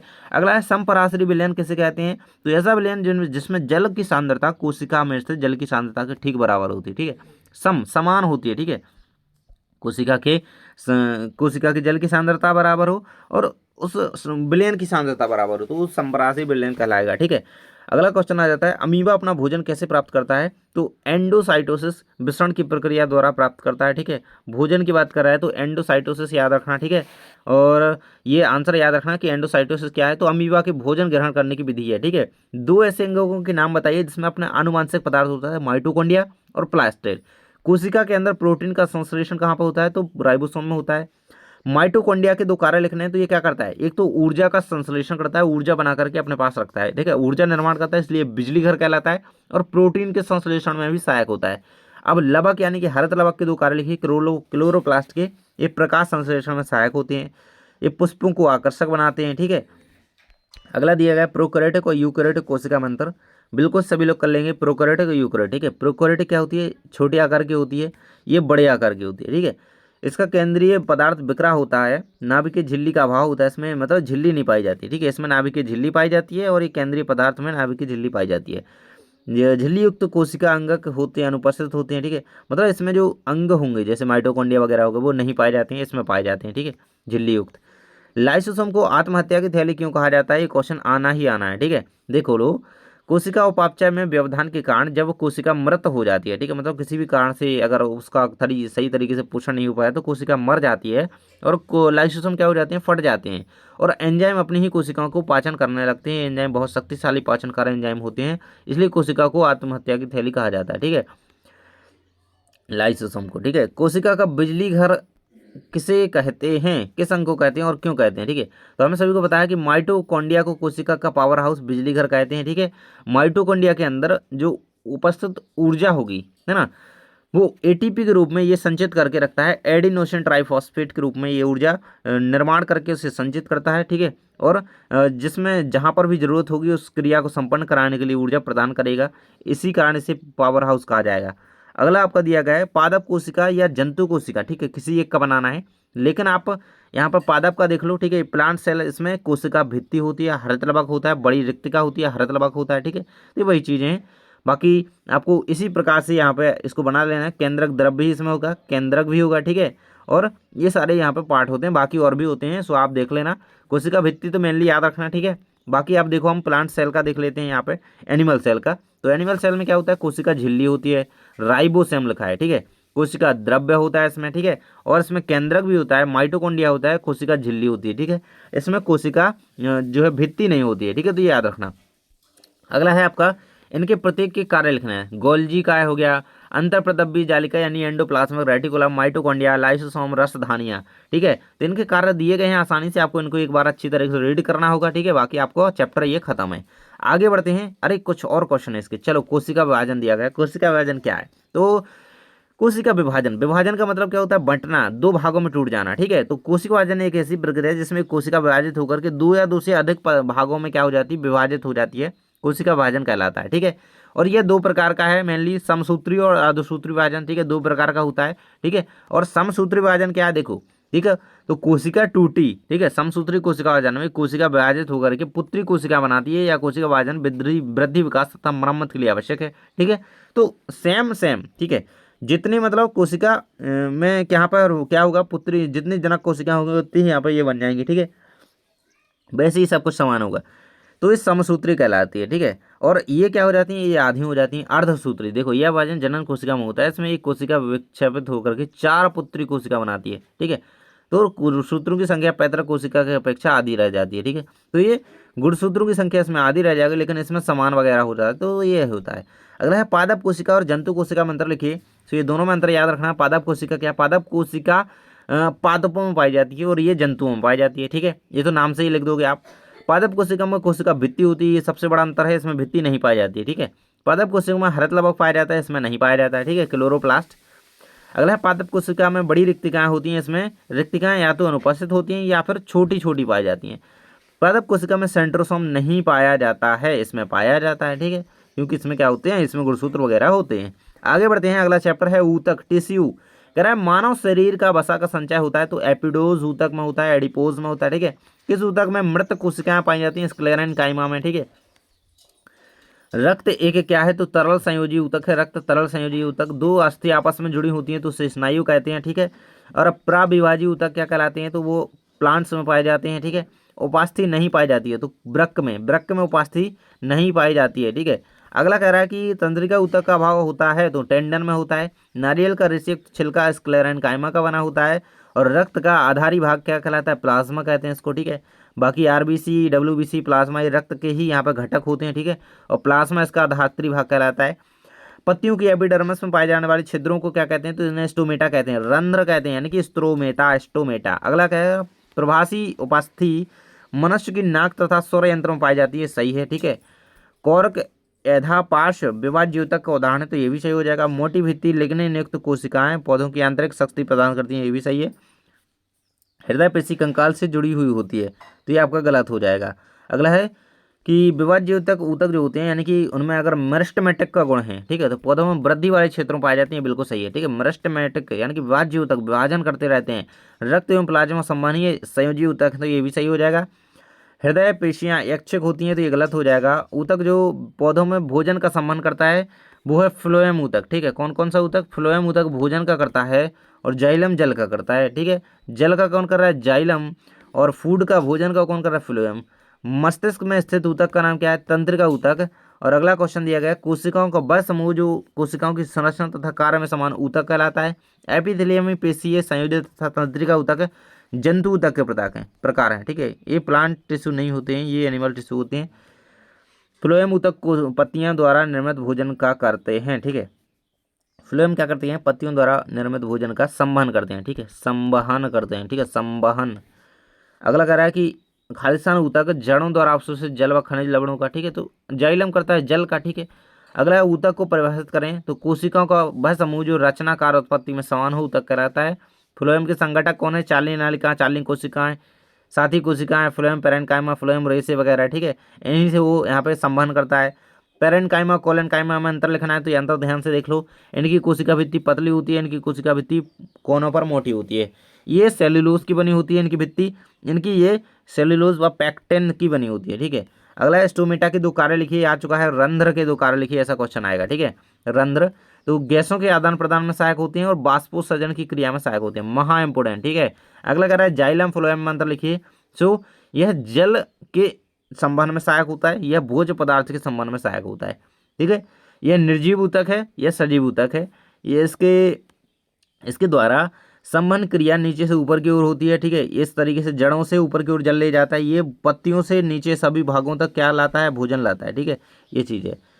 अगला कह रहा है कि हृदय पेशी के 3 लक्षण बताइए, तो हृदय पेशी अनैच्छिक पेशियों से बनी होती है, ठीक है। तो हृदय पेशी की ऐसी पेशी होती है, अनैच्छिक पेशी पूरे जीवन लयबद्ध संकुचन में प्रसारण करती रहती हैं और कोशिकाएं बेलनाकार व केंद्रक युक्त होती हैं। अगला कह रहा है बाष्पोत्सर्जन से क्या लाभ है, तो जल के संवहन भूमिका निभाता है, ठीक है। वातावरण में नमी बनाए रखता है और अतिरिक्त जल के बाहर निकालने में सहायक होता है। तो ये कुछ यहाँ पे इसके कार्य लाभ हो जाते हैं। सरल ऊतक और संयुक्त ऊतक, यानी कि जटिल और सरल ऊतक में अंतर आपको लिखना है। सिंपल कॉम्प्लेक्स टिश्यू पहला कह रहा है कि यह एक तरह की कोशिकाओं का बना होता है क्योंकि सरल है। यह एक से अधिक प्रकार की कोशिकाओं का बना होता है क्योंकि जटिल है। यह एक समान कार्य करते हैं क्योंकि एक ही प्रकार की कोशिकाओं से बने होते हैं। यह एक से अधिक प्रकार के कार्य करते हैं। यह पौधों को सहारा देने का काम करते हैं व भोजन का भंडारण भी करते हैं। यह संवहन का करते हैं काम, ठीक है, केवल कंबन। तो इसके अंतर्गत फ्लोएम और जाइलम आते हैं, ठीक है। जटिल ऊतक कौन कौन से प्रकार होते हैं इसके, फ्लोएम व जाइलम, ठीक है, फ्लोएम जाइलम, ठीक है। न्यूरॉन का चित्र जल्दी से बुक में देख लेना जा करके, ठीक है, जल्दी से देख लेना बिल्कुल से बना करके, और उसको बनाए बगैर मत जाना, ठीक है। डेंड्रोइन एक्सोन वगैरह होते हैं इसमें पार्ट। कह रहा है पेशियों से आपके समझते हैं कितने प्रकार की होती हैं। मोस्ट इंपॉर्टेंट इससे क्वेश्चन आ ही रहा है, ठीक है, आ रहा है ये क्वेश्चन। और मॉडल क्वेश्चन पेपर में मैंने इसका डायग्राम भी बता दिया था, तो देख लेना वहीं से, ठीक है। रेखित पेशी या रेखित पेशी और हृदय पेशी यानी कि कार्डियक पेशी, ये 3 प्रकार की मेन पेशियां होती हैं। लेकिन आपको ये अंतर बिल्कुल इनमें याद रखना है और ये बिल्कुल पढ़ कर जाना है। इनके से क्वेश्चन आ रहा है और आ चुका है, लिख चुका है पेपर में, ठीक है। देखो, रेखित पेशियों का संकुचन शिथिलन जंतुओं की इच्छा पर निर्भर करता है, इसलिए ऐच्छिक पेशियां भी कहलाती हैं। और ये क्या कहलाती हैं, अनैच्छिक पेशियां, ठीक है। अरेखित में क्या आ रहा है, अनैच्छिक में आ रहा है, ठीक है, तो ये याद रहेगा। इन पेशियों का संकुचन व शिथिलन जो है जंतुओं की इच्छा पर निर्भर नहीं करता है, इसलिए अनैच्छिक होती हैं, ठीक है। इन्हें चिकनी पेशियों के नाम से भी जाना जाता है, ठीक है, ये याद रखना। आगे बढ़ते हैं, अगला अध्याय आ जाता है खाद्य संसाधनों में सुधार। तो ऐसी फसलें जिन्हें हम वर्षा ऋतु में उगाते हैं उन्हें कहते हैं, तो उन्हें हम खरीफ की फसलें कहते हैं। ऐसी फसल जो शीत ऋतु में उगाई जाती है उन्हें हम रबी की फसल कहते हैं। और निम्नलिखित में से कौन सी फसलें खरीफ की फसलें हैं? तो उपरोक्त सभी। धान, सोयाबीन, मक्का, ये सारी क्या है? उपरोक्त सभी ये हमारी धान, ये सभी हमारी खरीफ की फसलें हैं। अगला आ जाता है निम्नलिखित में से कौन सी फसल रबी की फसल है? तो ये गेहूं, चना, मटर, ये सारी क्या है? रबी की फसलें हैं। सरसों वगैरह, ठीक है, सरसों ये क्या है? रबी की फसल है। आगे बढ़ते हैं। फसल की किस्म में सुधार करने हेतु किन गुणों की अपेक्षा होती है? तो ये अच्छी रोग प्रतिरोधक क्षमता होनी चाहिए, उर्वरक के प्रति अनुरूपता होनी चाहिए, उच्च उत्पादन होता है उसमें, तो यही यहाँ पर गुणों की अपेक्षा उसमें होती है। उपरोक्त सभी हो जाएगा। अगला कह रहा है कि रासायनिक रूप से तैयार पदार्थ पादप पुष्पों को क्या कहा जाता है? उन्हें उर्वरक कहा जाता है, ठीक है। अगला दिया गया, एक ही खेत में विभिन्न फसलों को पूर्व नियोजित अनुक्रम में उगाने को फसल चक्र कहते हैं, ठीक है। तो विभिन्न फसलों को, ठीक है। और मधुमक्खी पालन मधु तथा शहद को प्राप्त करने के लिए, ठीक है, शहद और मोम को प्राप्त करने के लिए किया जाता है। अगला दिया गया, खालिस्तान का संवर्धन मोतियों को प्राप्त करने के लिए है, तो ऑयस्टर का संवर्धन, ठीक है। समुद्री तथा अंतःस्थलीय जीव स्रोत मछलियां प्राप्त कर सकते हैं, तो समुद्री आंसर हो जाएगा। खालिस्तान द्वारा दुग्ध उत्पादन में वृद्धि हुई तो संकरण के द्वारा, ठीक है। अगला है कि खाद्य में कार्बनिक पदार्थों की मात्रा कम होती, गलत हो जाएगा। मिश्रित मछली संवर्धन तंत्र प्राय मत्स्य पालन के लिए अपनाते हैं, ये सही हो जाएगा। देसी नस्लें जैसे जर्सी, ब्राउन, स्विस में रोग प्रतिरोधक क्षमता बहुत अधिक होती है, ये गलत हो जाएगा, ठीक है। रोग प्रतिरोधक की बात कर रहा है। अगला है पशुधन के प्रबंधन को पशुपालन कहते हैं, ये सही हो जाएगा, ठीक है। पशुधन प्रबंधन पशुपालन है, ठीक है। उर्वरक का सतत प्रयोग मिट्टी की उर्वरता को बढ़ाता है, सो ये सत्य हो जाएगा। सही जोड़ियां दी गई हैं कुछ। बृहद पोषक यहाँ पे होते हैं हमारे, जैव कीटनाशक के रूप में कार्य करते हैं, ठीक है। और बृहद पोषक क्या होते हैं भाई? ये तो यहाँ वहाँ आंसर दिए गए, ये रही इसका आंसर, ठीक है। देखो, बृहद पोषक क्या हो जाते हैं? फॉस्फोरस हो गया, बृहद पोषक तत्व हो गया, ठीक है। सूक्ष्म पोषक तत्व कॉपर हो जाएगा, ठीक है। वर्मी कंपोस्ट केंचुआ हो जाएगा। नीम की पत्तियां क्या होती हैं? जैव कीटनाशी होती हैं। नील हरी शैवाल जैव उर्वरक होते हैं, ठीक है। आगे बढ़ते हैं। बोस इंडिकस किस जंतु का वैज्ञानिक नाम है? तो गाय का। बोस बुबेलिस किस जंतु का वैज्ञानिक नाम है? तो भैंस का, ठीक है। तो इंडिकस और बुबेलिस दोनों को याद रखना, बोस बोस, ठीक है। बोस इंडिकस, इंडिकस गाय, बुबेलिस भैंस, ठीक है। जर्सी और साहिवाल दुग्ध उत्पादन करने वाली नस्लें हैं, ठीक है। ये गाय हैं, ठीक है। ये प्रमुख ऐसी गाय हैं। जर्सी और साहिवाल ऐसी गाय हैं, गाय की नस्लें जो ज़्यादा दूध देती हैं। मधुमक्खी का वैज्ञानिक नाम क्या है? Apis indica. और अगला क्वेश्चन दिया गया है, जैविक तथा अजैव कारक किस प्रकार के फसल उत्पादन को प्रभावित करते हैं? तो ये यहाँ पे जैविक प्रकार के कारक जैसे कीट पतंगे हो गई, ठीक है। और अजैव अजैव के कारक गर्मी, सर्दी, हिमपात आदि इनको एक तरीके से बुरा असर डालते हैं, ठीक है। तो फसल को प्रभावित करने का काम करते हैं, ठीक है। अनाज, दाल, फल या सब्जियों को हम क्या प्राप्त होता है, ठीक है। तो इनसे हमें कार्बोहाइड्रेट मिलता है, ठीक है, कार्बोहाइड्रेट मिलता है। दालों से हमें प्रोटीन मिलता है, ठीक है। अगला दिया गया, अंतरा फसलीकरण क्या है? सो ये पढ़ लेना ध्यान से, ठीक है। यहाँ दो या दो से अधिक फसलों को एक साथ एक ही खेत में निश्चित कतार या पैटर्न में उगाने की प्रक्रिया को अंतरा फसलीकरण कहा जाता है, ठीक है। तो एक ही खेत में अधिक फसलें उगाना ही अंतरा फसलीकरण है। बृहद पोषक तत्व क्या है? बृहद मतलब जिनको पौधों को जिनकी अधिक मात्रा में आवश्यकता होती है, ठीक है।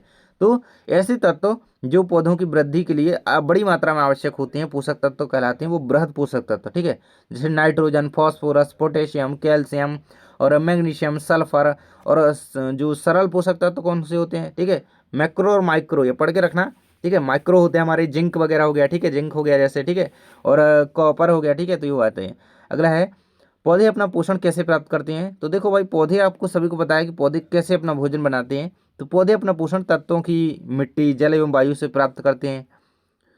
पौधों के लिए कुल 16 पोषक तत्वों की आवश्यकता होती है। इनमें से कार्बन, ऑक्सीजन हवा से प्राप्त होते जाते हैं, और हाइड्रोजन और ऑक्सीजन पानी से, तथा शेष 13 मिट्टी से प्राप्त होते हैं, ठीक है। अगला करें, हरी खाद क्या है? इसके लाभ लिखिए। तो हरी खाद क्या है? एक तरीके से देखो, जो बरसीम वगैरह होती है ना, पटसन, ग्वार आदि, तो इनको उगा करके हम हल व पाटा चला करके खेत को मिट्टी में मिला देते हैं, ये पौधे हरी खाद में बदल जाते हैं, ठीक है। जो कि यहाँ पे फॉस्फोरस की वृद्धि करने में, नाइट्रोजन की वृद्धि करने में सहायक होती हैं, ठीक है। बाकी इसके लाभ क्या हैं? ये पौधे हरे पौधों जैसे पटसन, मूंग, ग्वार अपघटन से बनाई जाती है, अतः हानिकारक रसायनों से मुक्त होती है, ठीक है, नेचुरल होती है। यह खाद मिट्टी की उर्वरक शक्ति को बढ़ा देती है, ठीक है, ये इसके लाभ हो जाते हैं। तो अंडे देने वाली ब्रॉयलर और लेयर में क्या अंतर है, ठीक है। तो ब्रॉयलर तथा अंडे देने वाली जो लेयर होती है, इसमें क्या अंतर है? तो ब्रॉयलर का प्रयोजन मांस उत्पादन के लिए, ठीक है। तो एक प्रकार की मुर्गी उत्पादन या मुर्गा उत्पादन कह सकते हो। तो ब्रॉयलर क्या है? मांस के लिए यहाँ पे इनको पाला जाता है, और इसे मुर्गी को अंडे के लिए, ठीक है। ब्रॉयलर के आहार में प्रोटीन तथा वसा भरपूर मात्रा में होता है। इसमें यहाँ पे विटामिन की भरपूर मात्रा होती है, ठीक है। ब्रॉयलर को कम स्थान की आवश्यकता होती है, जबकि ये अधिक स्थान के लिए जाने जाते हैं। अगला क्वेश्चन आ जाता है, सिंचाई के 3 स्रोतों का वर्णन कीजिए। तो कौन कौन सी? नहरों के लिए सिंचाई, नहरों से सिंचाई होती है, नदी से, ठीक है, और तालाब के छोटे क्षेत्रों में, ठीक है। तो ये याद रखना, बाकी आप अपने हिसाब से बना करके लिख देना। अगला कह रहा है मिश्रित खेती क्या है। देखो, तो खेती की वह प्रणाली जिसमें एक फार्मर पर खेती के साथ साथ कोई अन्य कृषि आधारित व्यवसाय जैसे पशुपालन, मधुमक्खी पालन भी अपनाया जाए, ठीक है। मिश्रित खेती में ये नहीं होता कि आप बहुत सारे फसलों की खेती कर रहे हो, नहीं, वो तो खेती ही है, ठीक है, वो फसल चक्र है, वो अंतरा फसलीकरण है। लेकिन मिश्रित खेती खेती में ये होता है मिश्रण करके आप, कि आप पशुपालन भी कर रहे हो, साथ में आप खेती भी कर रहे हो, आप मधुमक्खी को भी पाल रहे हो, ठीक है। तो ये है खेती, मिश्रित खेती। अगला फसल चक्र क्या है। तो देखो, क्रॉप रोटेशन, किसी खेत में विभिन्न फसलों के पूर्व योजना अनुसार क्रम में अदल बदल कर के बोना, जिससे भूमि की उर्वरा शक्ति नष्ट ना हो, फसल चक्र कहलाता है। मतलब हर एक बार अलग अलग फसलों को बोना जिससे उर्वरा शक्ति बनी रहे, है ना। तो यही फसल चक्र कहलाता है, अलग अलग फसलों को भूमि पर उगाना, ठीक है। मधुमक्खी पालन और मुर्गी पालन, इसको आप टिप्पणी लिखेंगे, ठीक है। मधुमक्खी पालन क्या है, ठीक है, सीधी बात है कि मधु यानी कि शहद और मोम, ठीक है, मोम के उत्पादन के लिए मधुमक्खियों को पालने की प्रक्रिया है मधुमक्खी पालन कहलाती है, ठीक है। शहद का सर्वत्र उपयोग होता है, अतः इसके लिए मधुमक्खी पालन का उद्यम एक कृषि उद्योग बन गया है। शहद एवं मोम का उद्योग औषधि के रूप में भी किया जाता है, इसलिए इसे यहाँ पे एक तरीके से उत्पादन के रूप में यूज किया जा रहा है। और मुर्गी पालन क्या है, ये भी उसी प्रकार से अंडे और मांस का उत्पादन करने के लिए मुर्गियों को पाला जाता है, इसे मुर्गी पालन कहते हैं, ठीक है। आगे बढ़ते हैं। आगे हम फिजिक्स में एंटर कर चुके हैं। फिजिक्स का चैप्टर है भाई गति।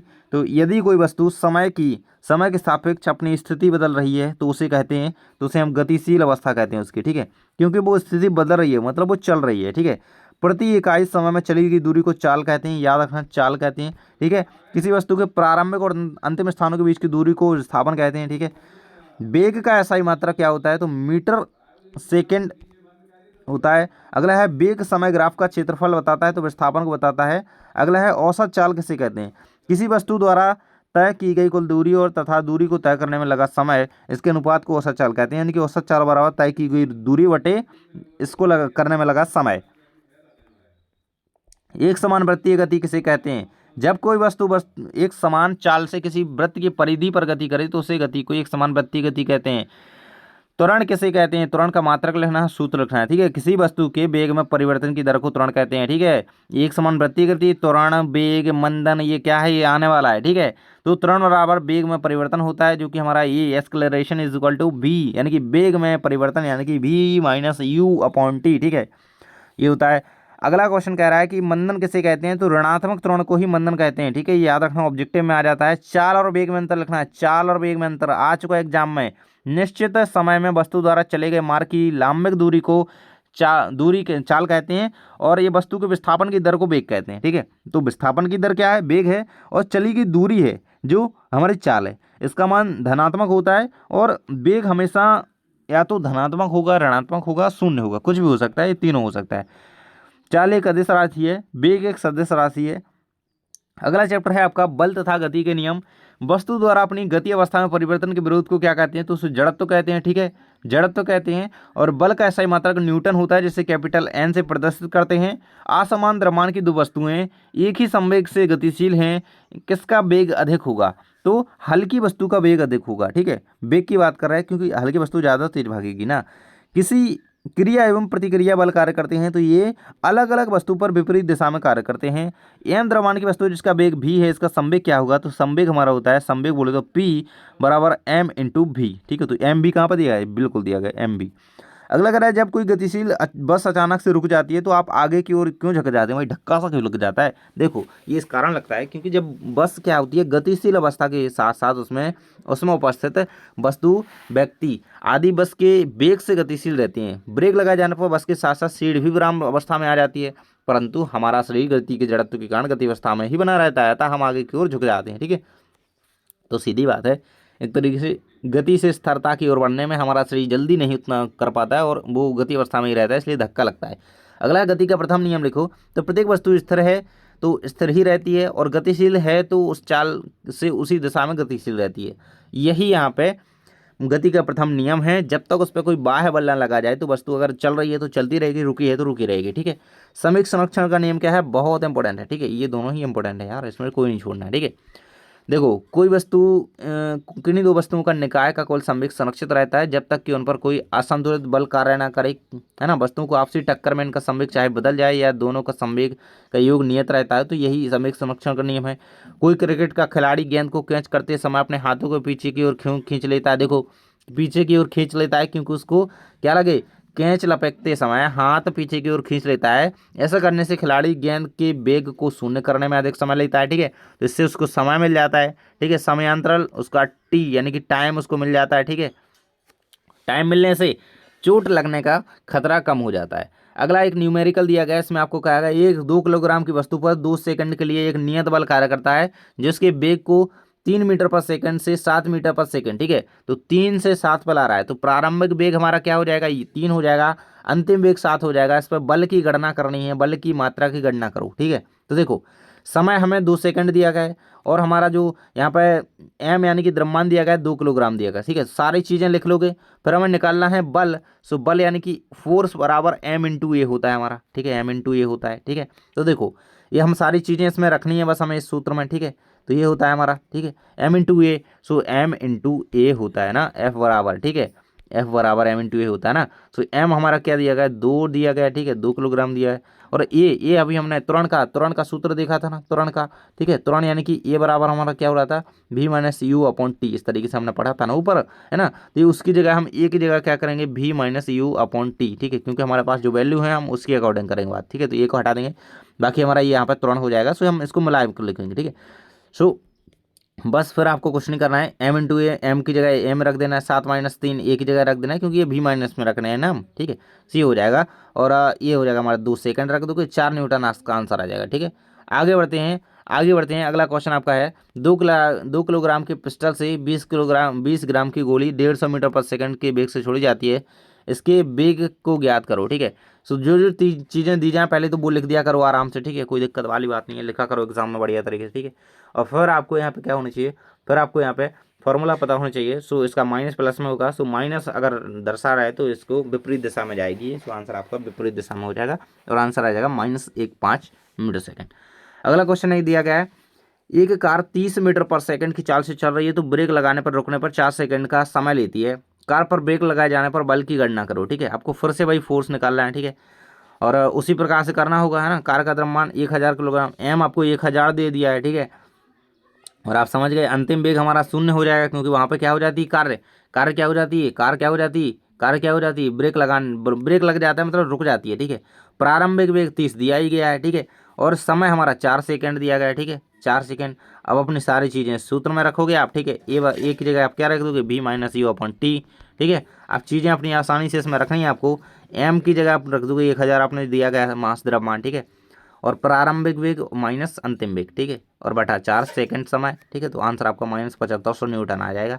ऋणात्मक है तो विपरीत दिशा में लग रहा है। अगला अध्याय गुरुत्वाकर्षण, सार्वत्रिक गुरुत्वीय नियतांक जी का ऐसा ही मात्रक क्या है, तो न्यूटन मीटर स्क्वायर kg-2। अगला दिया है किसी वस्तु का द्रव्यमान पृथ्वी पर 12 किलोग्राम है, चंद्रमा पर इसका द्रव्यमान होगा तो 12 किलोग्राम ही होगा, ठीक है, क्योंकि द्रव्यमान हर जगह समान ही रहता है, ठीक है। अगला है निम्नलिखित में से किस स्थान पर गुरुत्वीय बल का मान अधिक होगा, तो ध्रुवों पर गुरुत्वीय बल का मान अधिक होगा। गुरुत्वाकर्षण का नियम किस वैज्ञानिक ने, तो न्यूटन ने दिया था गुरुत्वाकर्षण का नियम। गुरुत्वीय त्वरण जी के लिए सही संबंध कौन सा है, तो Gm/r², ठीक है। अगला है गुरुत्वाकर्षण का सार्वत्रिक नियम लिखिए एवं सूत्र स्थापना देख लेना एंड नियम इसका पढ़ लेना, नियम बहुत इंपॉर्टेंट है, ठीक है। तो इसके अनुसार किन्हीं भी दो पिंडों के बीच लगने वाला आकर्षण बल उन द्रव्यमानों के गुणनफल के समानुपाती तथा उनके बीच के दूरी के वर्ग के व्युत्क्रमानुपाती होता है, यही इसका सार्वत्रिक नियम है, ठीक है। अगला दिया गया है कि गुरुत्वीय त्वरण किसे कहते हैं, जब कोई भी वस्तु मुक्त रूप से पृथ्वी की ओर गिरती है तो पृथ्वी के गुरुत्वीय बल के कारण त्वरण कार्य करता है जिससे इसका वेग लगातार बढ़ता है। गुरुत्वीय बल के कारण उत्पन्न इस त्वरण को गुरुत्वीय त्वरण कहते हैं, इसे स्मॉल जी द्वारा, ठीक है, स्मॉल जी द्वारा प्रदर्शित करते हैं। द्रव्यमान और भार में अंतर लिखना है, बिल्कुल से कर लेना क्योंकि ये क्वेश्चन आ चुका है एग्जाम में, ठीक है। किसी वस्तु का द्रव्यमान उसके जड़त्व की माप होता है, वस्तु का द्रव्यमान उसमें उपस्थित पदार्थ की मात्रा पर निर्भर नहीं करता है, ठीक है। तो जड़त्व की माप को हम क्या कहते हैं, इस तरीके से उसका द्रव्यमान कहते हैं, ठीक है। और किसी वस्तु का भार वह बल है जिससे पृथ्वी उसे अपनी ओर आकर्षित करती है, ठीक है। और इनका जो मान है अलग अलग हो सकता है, जबकि द्रव्यमान हर जगह समान ही रहता है, ठीक है, कहीं भी हो चाहे विश्व में। अगला है, एक वस्तु का द्रव्यमान 10 किलोग्राम है, पृथ्वी पर इसका भार कितना होगा। सो 10 किलोग्राम यहाँ पर दिया गया है आपका इसका द्रव्यमान वस्तु पर, वस्तु का 10 किलोग्राम भार जो है, ठीक है। तो गुरुत्वीय त्वरण हमारा जी, इसका मान हो जाता है 9.8 मीटर पर सेकंड स्क्वायर, ठीक है। अब देखो ये यहाँ पर लिख नहीं दिया गया, इसका मान होता ही है, ठीक है, ये आपको याद रखने की चीज़ है कि याद रखना ही होगा, ठीक है। अब भार निकालने के लिए उसका सूत्र आप W बराबर हमारा m/g हो जाएगा, ठीक है। जी की जगह आप वैल्यू रख दोगे, एम की जगह ये रख दोगे, बाकी आपका आंसर आ जाएगा 98 न्यूटन। आर्किमिडीज का सिद्धांत लिखिए, लास्ट क्वेश्चन इस चैप्टर से। कह रहा है कि जब भी कोई वस्तु किसी तरल में आंशिक या पूरी तरफ से डुबोई जाती है, सो वस्तु पर ऊपर की ओर एक बल लगता है, जिसे उत्प्लावन बल कह दिया, ठीक है। ठीक है, कोई भी वस्तु हम पानी में भी डुबाते हैं अगर कुछ भी, है ना, तो वो ऊपर की ओर आ जाती है एकदम से, ठीक है। तो ये बल जो लगता है उसे उत्प्लावन बल कहते हैं, और यही उत्प्लावकता कहलाता है, और ये आर्किमिडीज ने दिया था सिद्धांत, इसलिए ये आर्किमिडीज का सिद्धांत कहलाता है। अगला चैप्टर है आपका कार्य, ऊर्जा एवं शक्ति, ठीक है। कार्य का ऐसा मात्रक क्या होता है, तो जूल होता है। शक्ति का ऐसा मात्रक क्या होता है, वाट होता है। कार्य करने की दर को शक्ति कहते हैं, ठीक है, कार्य करने की दर को शक्ति कहते हैं, ठीक है। एम द्रव्यमान की वस्तु v वेग से गतिशील है, इसकी गतिज ऊर्जा क्या होगी, गतिज ऊर्जा हमेशा होती है 1/2 mv², ठीक है, 1/2 mv²। Kinetic energy is equal to 1/2 mv², ठीक है। अगला है, एम द्रव्यमान की वस्तु पृथ्वी सतह से h ऊंचाई पर रखी जाती है, तो संचित गुरुत्वीय स्थिति ऊर्जा क्या होगी, mgh, ठीक है। नेक्स्ट है, किसी बल द्वारा किया गया कार्य हो सकता है, तो धनात्मक ऋणात्मक दोनों होता है, ठीक है। कार्य धनात्मक भी हो सकता है, ऋणात्मक भी हो सकता है, ठीक है। अगला है, एक बच्चा किसी भारी वस्तु पर 10 मिनट तक बल लगाकर हिलाने का प्रयास करता है, तो अपने स्थान से हिलती भी नहीं है। इस घटना से बच्चे द्वारा किया गया कार्य होगा, तो कार्य शून्य होगा, क्योंकि अगर वस्तु में कोई परिवर्तन नहीं हो, वस्तु की स्थिति नहीं चेंज हुई, तो कार्य आपने किया ही नहीं है, ठीक है। एक यूनिट विद्युत ऊर्जा का अर्थ है, तो 1 किलोवाट, ठीक है, 1 किलोवाट घंटा। अगला कह रहा है कि ऊर्जा को ना तो उत्पन्न किया जा सकता है, ना ही नष्ट किया जा सकता है, इसे केवल एक दूसरे रूप में रूपांतरित किया जा सकता है। यही ऊर्जा संरक्षण का नियम कहता है, ये याद रखना, ठीक है। ऊर्जा को ना तो बदला जा सकता है, ठीक है, मतलब ना तो यहाँ पे इसको बनाया जा सकता है, ना खत्म करा जा सकता है, इसको केवल बदला जा सकता है, ठीक है। अगला है, 40 वाट का एक बल्ब 10 घंटे उपयोग किया जाता है। बल्ब द्वारा एक माह में खर्च की गई विद्युत ऊर्जा का यूनिट में परिकलन कीजिए, ठीक है। यूनिट में परिकलन करना है विद्युत ऊर्जा का। सो खर्च की गई ऊर्जा बराबर विद्युत ऊर्जा इंटू गुणा लिखा है ये, ठीक है। उपयोग किया गया समय, ठीक है, तो समय कितना है, 10 घंटे दिया गया, 10 घंटे, तो 10 घंटे इस तरीके से आप इसको सॉल्व कर लोगे, 12 यूनिट विद्युत ऊर्जा आपकी आ जाएगी, ठीक है। बाकी अगला क्वेश्चन आ जाता है, 60 वाट का बल्ब 6 घंटे उपयोग किया जाता है, ठीक है। तो वही चीज़ है, और इस तरीके से आपको पूरा का पूरा इसको कंप्लीट कर लेना होगा। आंसर आपका दिया गया है, ठीक है। अगला क्वेश्चन आपका आ जाता है अगले अध्याय से, ध्वनि से, लास्ट ही चैप्टर समथिंग। कह रहा है कि ध्वनि की प्रबलता निर्भर करती है, तो आयाम पर। ध्वनि का तारत्व किस पर, तो आवृत्ति पर, ठीक है। प्रबलता आयाम पर, तारत्व आवृत्ति पर, ठीक है। अगला करें कि निम्नलिखित में से किस माध्यम में ध्वनि की चाल अधिकतम होगी, तो स्टील माध्यम में, ठीक है, क्योंकि इनमें क्या होगी भाई, इनमें कुछ नहीं होगा। ध्वनि विभिन्न वस्तुओं के करने के कारण उत्पन्न होती है, ध्वनि वस्तुओं के कंपन के कारण उत्पन्न होती है। ध्वनि किसी द्रव्यात्मक माध्यम में खालिस्तान तरंगों के रूप में, अनुदैर्घ्य तरंगों के रूप में, ठीक है।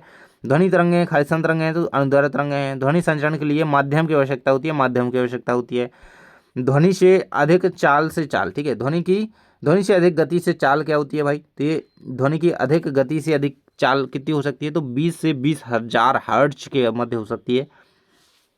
श्रव्यता परास कितनी होती है, श्रव्यता परास ये आपको दी गई है, ठीक है। श्रव्यता परास इसके सामने ही दी गई है, ठीक है, और इसकी पराध्वनिक दी गई है, ठीक है। अश्रव्य ध्वनि जितनी है 20 हर्ट्ज से कम ये अश्रव्य होती है, ठीक है। पराश्रव्य ध्वनि इससे अधिक होगी तो वो हम सुन ही नहीं सकते, ठीक है, मतलब सुनेंगे तो भाई पड़ जाएंगे, ठीक है। माइक्रोफोन श्रवण सहायक युक्ति होती है, ठीक है, सामने ये आंसर है।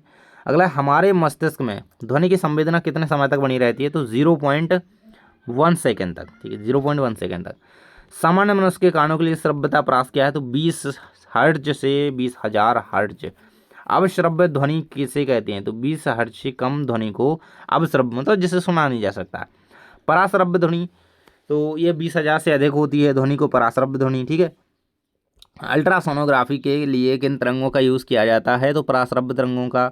ध्वनि का कौन सा अभिलक्षण किसी अन्य अंधेरे कमरे में बैठे मित्र की आवाज़ पहचानने में आपकी सहायता करता है, ध्वनि का तारत्व, है ना।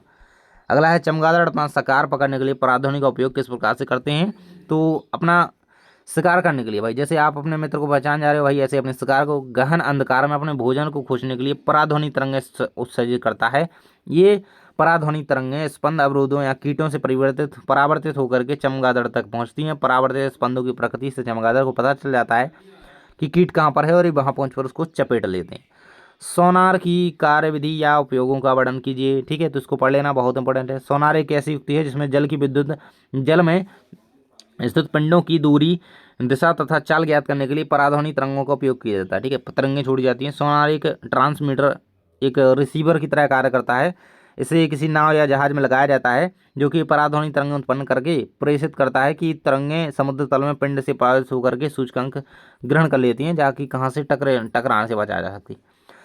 कह रहे हैं कि एक ध्वनि तरंग इतनी दी गई है आपको, इसकी चाल से चलती है। इसकी तरंग दैर्घ्य 1.5 सेंटीमीटर हो तो तरंग की आवृत्ति कितनी होगी? क्या ये श्रव्य होंगी, ये बताना है। तो दिया गया ये श्रव्य नहीं होंगी क्योंकि ये अधिक होगी, 20,000 से अधिक हो जाती है क्योंकि। ठीक है, आंसर आपका 22,000 आ रहा है इसका। इसकी चाल दी गई है, तरंग दैर्घ्य दी गई है, इसका सूत्र आपको पता होना चाहिए। तो सूत्र ध्यान से देख लेना। सूत्र होता है आवृत्ति का चाल बटे तरंग दैर्घ्य की आवृत्ति। ठीक है, अगला क्वेश्चन दिया गया है, किसी ध्वनि स्रोत की आवृत्ति 100 हर्ट्ज दी गई है, 1 मिनट में कितनी बार कंपन करेगा? तो सूत्र आपको आवृत्ति का याद रखना है, 100 हर्ट्ज अर्थात 1 सेकंड में 100 कंपन कर रही है। ठीक है, 1 सेकंड में 100 कंपन कर रही है। सो यहाँ पे 100 हर्ट्ज कितने पे करेगी? सो इसका 100 एक मिनट से 1 मिनट 7 सेकंड होते हैं, तो 1 सेकंड में 100 कर दी है। सो ये 1 मिनट 7 सेकंड, 7 से 100 का 6 जगह आंसर आ जाएगा। ठीक है, तो यहाँ पर आपके आंसर कंप्लीट हो जाते हैं, पूरी साइंस कंप्लीट हो जाती है। मिलते हैं अगले वीडियो में। इसको वीडियो को लाइक करके दोस्तों के साथ शेयर कर देना।